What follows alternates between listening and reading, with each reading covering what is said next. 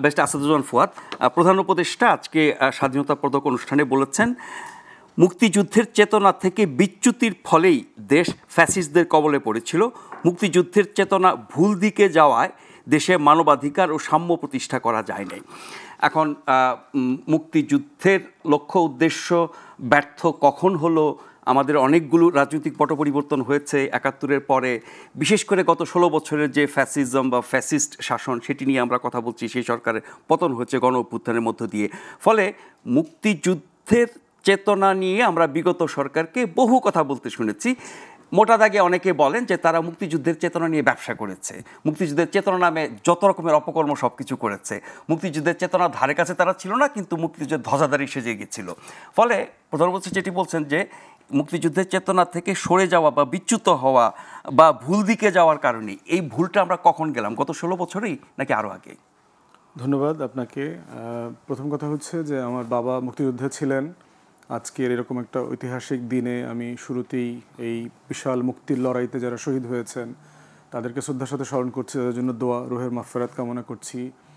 অনেক হাজার হাজার মানুষ আহত হয়েছেন, পঙ্গুত্ব নিয়ে এখনও বেঁচে আছেন। এবং একটা এই মুক্তির লড়াইতে যারা মোটা দাগে দায়িত্ব পালন করেছেন দুইটা জায়গা, একটা পলিটিক্যাল জায়গা থেকে যাদেরকে আমরা ফাউন্ডিং ফাদার্স বলি, যারা এটাকে পলিটিক্যালি সংগঠিত করেছেন, শেখ মুজিব থেকে শুরু করে তাজউদ্দিন আহমেদ থেকে শুরু করে প্রবাসী সরকারের নেতৃবৃন্দরা যারা ছিলেন সবাই, মাওলানা ভাসানী ছিলেন, তাদেরকে স্মরণ করছি তার পলিটিক্যাল কন্ট্রিবিউশনের জায়গা থেকে। আর দ্বিতীয়ত হচ্ছে সামরিক জায়গা থেকে যারা সাহায্য করেছেন, জেনারেল ওসমানী আমাদের সর্বাধিনায়ক ছিলেন, সেক্টর কমান্ডার ছিলেন, সবাই সশস্ত্র বাহিনীর সদস্যরা ছিলেন, অসাধারণ বীরত্ব গাথা তাদের ইতিহাসে আছে। তো সেই সকল বিভিন্ন বাহিনীর যারা সদস্যরা এবং সাধারণ মানুষ যারা মুক্তিযোদ্ধারা ছিলেন সবাইকেই স্মরণ করছি শ্রদ্ধার সাথে। আমাদের আর্মড ফোর্সেসের অফিসাররা পার্টিকুলারলি যারা নেতৃত্ব দিয়েছিলেন সেই দিনগুলোতে এবং ঐতিহাসিক নেতৃত্ব দিয়েছেন, দেশপ্রেম বলতে যা বোঝায় তারা প্রত্যেকে তার ব্যক্তিগত জীবনে সে লড়াই দিয়ে সেটা প্রমাণ করেছেন, স্বাক্ষর রেখেছেন। দ্বিতীয়ত হচ্ছে যে আসলে যুদ্ধটা হইল কেন? মুক্তিযুদ্ধের চেতনা যখন বলি, প্রথমত হচ্ছে আমাদের ফিরে যেতে হবে যুদ্ধটা কেন হইল। এবং এটার যদি আপনি ঐতিহাসিক ডকুমেন্ট দেখেন, এটা হিস্টোরিক্যাল ডকুমেন্ট হচ্ছে যেটা 10 এপ্রিল আমাদের যখন প্রবাসী সরকার গঠিত হয় তারা একটা ঘোষণাপত্র অ্যাডপ্ট করে, যেটা 17 এপ্রিল তারা শপথ নেন এবং ওটা পাঠ করেন।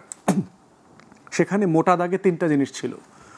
প্রথম অংশে ছিল হচ্ছে অজুহাতনামা, যেই বাঙালি মুসলমান এবং যেই বাঙালি নিম্নবর্ণের হিন্দুরা মিলে মোটা দাগে প্রজা, জমিদারি বন্দোবস্তের যারা প্রজা ছিলেন তাদের রাষ্ট্র ছিল পাকিস্তান রাষ্ট্র, কৃষক প্রজাদের রাষ্ট্র, জমিদারি প্রথা বাতিল, এই পাকিস্তান আন্দোলন বানানো, এই শেখ মুজিবুর রহমান থেকে শুরু করে মাওলানা ভাসানী থেকে শুরু করে সবাই পাকিস্তান আন্দোলনের কর্মী ছিলেন। তাহলে সাডেনলি 24 বছর পরে যে রাষ্ট্রটা যারা বানালেন তারা কেন সেই রাষ্ট্রটাকে তালাক দিলার চেষ্টা করছেন? কেন বলছেন যে আমার বানানো ঘরে আমি আর থাকবো না, আমি আলাদা হয়ে যাব? সেই অজুহাতনামাটা খুব পরিষ্কার করে বোঝা দরকার আমাদের। তাহলেই হচ্ছে চেতনার প্রশ্নটা পরিষ্কার হবে জাতির কাছে। সেখানে পরিষ্কার করে ওয়ারাস দিয়ে যেহেতু দিয়ে যেহেতু পূর্বের সাথে পশ্চিমের যে বৈষম্য, পূর্বের সাথে পশ্চিমের যে কৃত ওয়াদা ছিল, গণতন্ত্র এটা সেটা হয় নাই, ভোট নির্বাচন সব কিছু মিলে একটা অভিযোগনামা ছিল। দ্বিতীয় পর্বে ছিল আকাঙ্ক্ষা আমার এই ঘোষণাপত্রে, যে আমি যে একটা নতুন দেশ বানাচ্ছি, ওই দেশ থেকে এই দেশটা আলাদা কিভাবে হবে, ভিন্ন কি হবে এটাতে। সেখানে পরিষ্কার করে বলা ছিল we the people therefore propose a free independent democratic country, People's Republic of Bangladesh এই নামে হবে, যেই রাষ্ট্রটা পরিচালিত হবে 3টা মূলনীতির উপর ভিত্তি করে, সাম্য, মানবিক মর্যাদা এবং সামাজিক সুবিচার।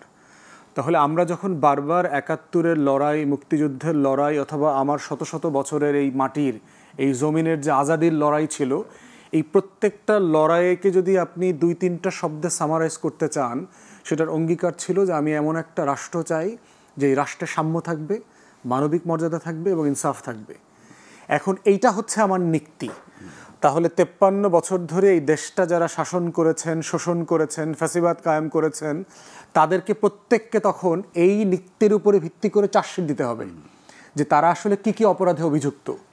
এবং সেই জায়গা থেকেই প্রফেসর ইউনূস বলবার চেষ্টা করেছেন যে আমরা সেই অঙ্গীকারের জায়গা থেকে সরে এসেছি। কখন থেকে সরে আসছি আপনি জিজ্ঞেস করেছেন? ইমিডিয়েটলি আফটার থেকে একদম যুদ্ধ শেষ না হওয়া পর্যন্তই বলতে পারেন যে এখনো যুদ্ধটা ভালোভাবে শেষও হয়নি। 16 ডিসেম্বর তো সব জায়গায় যুদ্ধ শেষ হয়নি, কোনো যুদ্ধ আপনার একেবারে 19 তারিখ 26 তারিখ ডিসেম্বরের শেষ, January first week second week পর্যন্ত কোনো এলাকায় মহল্লায় যুদ্ধ হয়েছে। তাহলে সেই যে লড়াইটা আমার ছিল, সেই নতুন বাংলাদেশে জানুয়ারি মাসে কিন্তু আপনার জহির রায়হান গুম হইলেন। কোন জহির রায়হান? যে জহির রায়হান ইংলিশে 2টা ডকুমেন্টারি ফিল্ম করেছেন 71-এ, শুধুমাত্র ইন্টারন্যাশনাল কমিউনিটি যারা ছিল, আন্তর্জাতিক মহলকে বোঝানোর জন্য যে কি হচ্ছে এখানে গণহত্যার নামে, এখানে মুক্তির লড়াইটা কি হচ্ছে।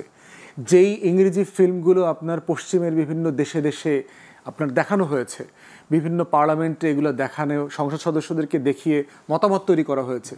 জর্জ হ্যারিসন এরপরে উদ্বুদ্ধ হয়ে এটার উপরে ভিত্তি করে কনসার্ট করলেন, টাকা উঠাইলেন, সেই টাকা আবার দেশে পাঠানো হয়েছে। তাহলে সেই মানুষটা যিনি এই লেভেলে মুক্তির লড়াইকে দুনিয়াতে তুলে ধরেছেন, তাকে গুম করা হইল আপনার 30 তারিখে জানুয়ারির। কেন গুম করা হয়েছে? কারণ তার ভাইকে যখন 14 ডিসেম্বর 71-এ গুম করা হয়, উঠায় নেওয়া হয়, ওইটার প্রতিবাদ জানাতে গেছেন। উনি এটা ইনভেস্টিগেশন করছিলেন এবং উনি জানতেন কারাগারের সাথে জড়িত, এবং যাদেরকে বলা হচ্ছে তারা আসলে না, উনি ফাইন্ড আউট করে ফেলেছিলেন। তাহলে গুম তো শুধু 16 বছরের পলিটিক্স না, যেই পলিটিক্সের ব্যাপারে আমরা আপনারা সবাই মিলে এই লড়াইটা করলাম এত বছর থেকে, যে গুম খুনের বাংলাদেশ থেকে মুক্তি চাই। তাহলে গুমটা তো আমার স্বাধীনতার প্রথম মাসে হয়ে গেল, এবং সেই গুমের বিচার কি হয়েছে? আপনার সেই জহির রায়হানের বোন এখনও বেঁচে আছে। উনি কদিন আগে ইন্টারভিউ দেখলাম, বলতেছে যে আমি এখনও তো আমার ভাইয়াকে খুঁজে বেড়াচ্ছি। বললো যে তুই থাক, দরজাটা বন্ধ কর, আমি আসতেছি। মিরপুরে গেলেন, মোহাম্মদপুরে গেলেন ভাইকে খুঁজতে, আর ফিরে আসেন নাই। এবং ওনার আত্মীয় স্বজনরাও এটার সাথে জড়িত, খুব বিখ্যাত বাংলাদেশের চেতনা ব্যবসায়ীরা এগুলোর সাথে জড়িত বলে উনি বলেছেন। তাহলে এরপরে দেখেন 72 থেকে 75 আমার সংবিধানটা তৈরি হইল নভেম্বর মাসে। যেই সংবিধানটা তৈরি করলো কারা? যারা 70-এর পাকিস্তান ফ্রেমওয়ার্কে নির্বাচিত সদস্যরা। অন্য একটা দেশের স্বাধীনতা সার্বভৌমত্ব রাখার শপথ যারা নেবেন, তারা মিলে একটা নতুন রাষ্ট্রের সংবিধান বানালেন, এবং এই সংবিধানটার জন্য তারা গণভোট করলেন না, কোনো ম্যান্ডেট নিলেন না। তাহলে দেখেন এই যে বিচ্যুতির কথা যেগুলো আসছে না, এই যে আরেকটা বিচ্যুতি। তৃতীয়ত দেখেন আমার 73-এর নির্বাচন, 73-এ শুধু জাতীয় নির্বাচন না, মার্চের ছাত্র সংসদ নির্বাচনগুলো দেখেন। প্রত্যেকটা নির্বাচন ছাত্রলীগের লোকজন আপনার মানে ব্যালট বক্স কারাকারি করা থেকে শুরু করে 72 সংসদে তো যারা জিতছে তারা আসলে যেতেন নাই শেষ পর্যন্ত, ডাকসু নির্বাচন তো চুরি হয়ে গেছে। তো সেই জায়গাতে আমার জাতীয় নির্বাচন যেটা হইলো মার্চ মাসে, এই নির্বাচনে জাসদকে যে পরিমাণ মারপিট করা হয়েছে, একদম তুলোধুনো করা দেওয়া হয়েছে। 293টা আসন পাইলেন আপনার এক দল, আওয়ামী লীগ। এরপরে দেখেন বিচ্যুতির জায়গায় 74-এ এসে বাকশাল করলেন, 4র্থ সংশোধনী পাশ করলেন, জানুয়ারিতে গিয়ে আপনার বাকশাল প্রতিষ্ঠিত হইল। তাহলে যেই মানুষটা পাকিস্তান আন্দোলন করলেন, যেই মানুষটা পাকিস্তানের পুরো পিরিয়ডে 13-14 বছর জেল খাটলেন মানুষের জন্য, মুক্তির লড়াইয়ের জন্য, গণতন্ত্র ভোটের জন্য, সেই মানুষটা অফিসিয়ালি গণতন্ত্রকে হত্যা করলেন, করে 4র্থ সংশোধনী করলেন, বাকশাল করলেন, নিজের দলটা সহ আওয়ামী লীগ সহ সকল দল বিলুপ্ত করে দিলেন, পত্রিকা বিলুপ্ত করে দিলেন, 3-4টা সহ নিজেদের পত্রিকা, জাতীয় দল করলেন নিজের একটা, যেটার নাম বাকশাল দিলেন। প্রধানমন্ত্রী হন একবার, প্রেসিডেন্ট হন একবার, জাতীয় দলের চেয়ারম্যান হন, দিনে রাতে শপথ নিচ্ছেন ইচ্ছা মতো। এরপরে দেখলাম যে আপনার এইটা করবার মধ্য দিয়ে বিদেশ নীতি পরিবর্তন হয়ে গেল, ভারতের সাথে মৈত্রী চুক্তি হচ্ছে, ফারাক্কা চালু করে দিচ্ছে, আমার পরিবেশ, আমার প্রাণ, প্রকৃতি সব কিছু নষ্ট হচ্ছে, তারপর অ্যালাউ করা হলো। তো ঠিক এইভাবে যে আমার মুক্তির লড়াইগুলোকে কিভাবে অঙ্গীকারপত্রের সাথে বেইমানি করে করে এই গোষ্ঠীটা বাংলাদেশটাকে আবার অন্যের হাতে তুলে দিল।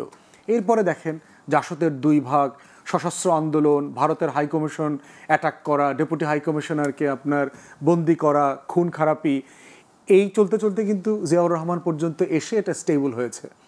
এবং শহীদ প্রেসিডেন্ট জিয়াউর রহমানের সময়টাই হচ্ছে 3.5 বছর বাংলাদেশের ইতিহাসের বেস্ট টাইম গভর্নেন্স ওয়াইজ, যিনি বাংলাদেশের অর্থনীতির ভিত তৈরি করে গিয়েছিলেন। এই যে বিচ্যুতির জায়গা থেকে একটু ফিরে আসলেন, এবং শহীদ প্রেসিডেন্ট জিয়াউর রহমানের 79 সংসদ হচ্ছে, যারা বাংলাদেশের রাজনীতি নিয়ে পড়াশোনা করেছেন, সিনিয়র রাজনীতিবিদ, তারা সবাই বলেছেন বাংলাদেশের ইতিহাসের বেস্ট পার্লামেন্ট।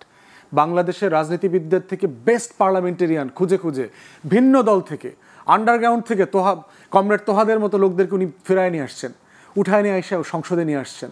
মশিউর রহমান জাদু মিয়া, মুসলিম লীগের নেতা আজিজুর রহমানকে প্রধানমন্ত্রী বানিয়েছেন, ডান বাম, এবং মাওলানা ভাসানী তাকে এত পছন্দ করতেন তার প্রতীকটা পর্যন্ত দিয়ে দিয়েছেন। ন্যাব ভাসানীর বাম নেতৃবৃন্দ পিকিংপন্থী বামপন্থীদেরকে ডেকে বলেছে তোমরা জিয়ার সাথে রাজনীতি করো, উনি বাংলাদেশকে এগিয়ে নিয়ে যেতে পারবে। এই যে সফল সময়টুকু, কিছু সময় আসলো আমরা আবার বিচ্যুতিতে পড়ে গেলাম।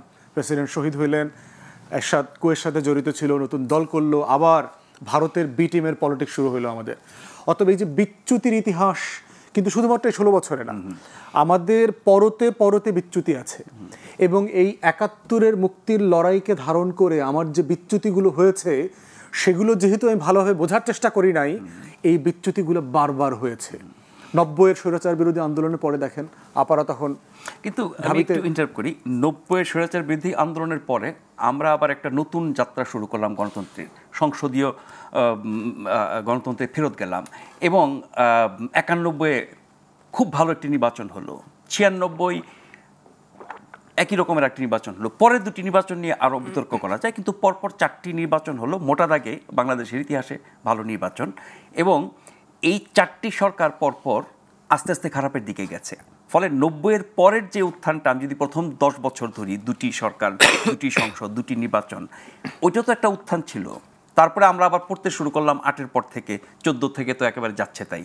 তার মানে আমরা যখন ফ্যাসিবাদ বা এই যে মুক্তিযুদ্ধের লক্ষ্য উদ্দেশ্য চেতনা থেকে সরে যাওয়ার কথা বলি, এটা তো আপ ডাউন করেছে না, নাকি ক্রোনোলজিক্যালি গেছে? আমার কাছে মনে হচ্ছে আমরা প্রোগ্রেসিভলি ডিক্লাইন করেছি।